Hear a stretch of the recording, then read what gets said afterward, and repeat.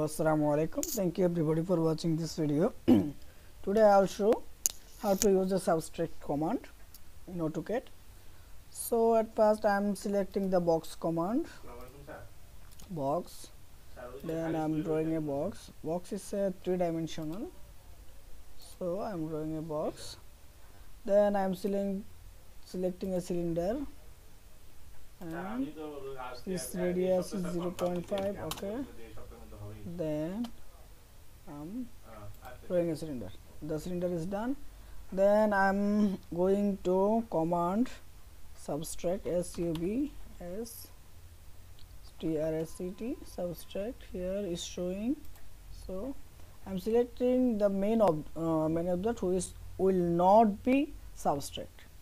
Okay, then select here, enter. Then I'm selecting which will be subtracted.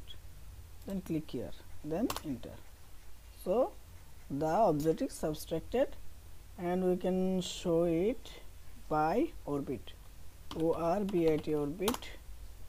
We can show it this way. Thank you everybody for watching this video.